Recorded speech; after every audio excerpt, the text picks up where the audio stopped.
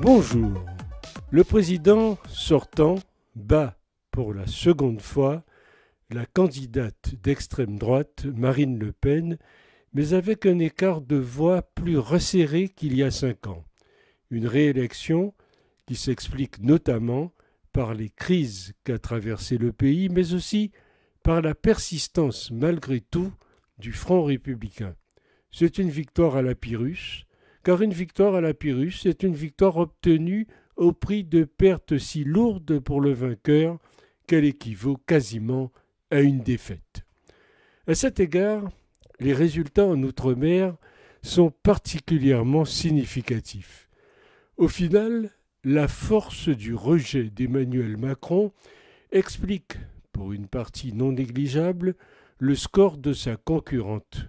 Marine Le Pen y a battu des records, notamment dans les territoires de l'arc caribéen, avec par exemple 69,6% en Guadeloupe, atteignant des pointes de 75% dans certains bureaux de vote des Abîmes, la ville la plus peuplée de l'archipel.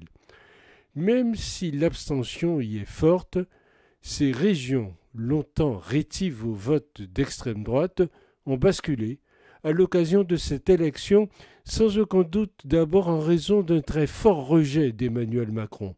En 2017, à titre de comparaison, Marine Le Pen avait obtenu seulement 24,87% en Guadeloupe et 35,11% en Guyane. Il faut donc que les choses changent.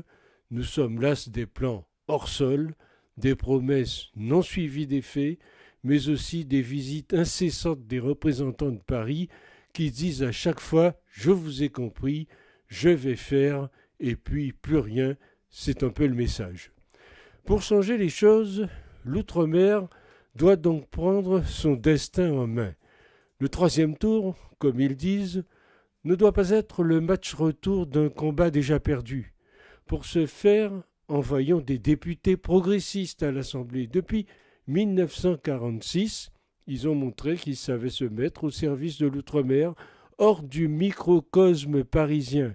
Loi de départementalisation, égalité sociale, loi de décentralisation. Les anciens ont fait beaucoup, les nouveaux feront encore plus.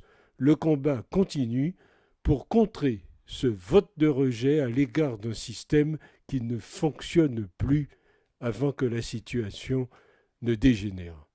Alors quelles doivent être ces solutions ? D'emblée, le ministre de l'Outre-mer avait préconisé il y a quelque temps un possible changement statutaire pour la Guadeloupe. Préconiser une telle solution, c'est occulter les vrais problèmes, c'est prêter le flanc à un débat inépuisable, c'est aussi relancer une polémique relevant de la période de la guerre froide. La vraie question n'est pas de savoir quel statut pour nos pays, Guadeloupe, Guyane, Martinique, La Réunion, mais de savoir quelle politique nouvelle à mettre en œuvre pour ces pays. Le moment est donc venu d'élaborer un projet global. Ce projet doit être un projet collectif et partagé. La structure la plus appropriée pour le faire, c'est une conférence territoriale élargie à toutes les forces vives du pays. Élus, syndicats, mouvements associatifs, représentants de l'État, ce projet doit être global, économique, social, environnemental, régional. Il doit aussi comporter un fonds régional de développement et des propositions de gouvernance. À chaque outre-mer de formuler leurs propositions qui seront transmises au gouvernement et à l'Union européenne pour leur mise en œuvre dans la concertation et la solidarité. C'est la voie de la sagesse pour éviter le pire.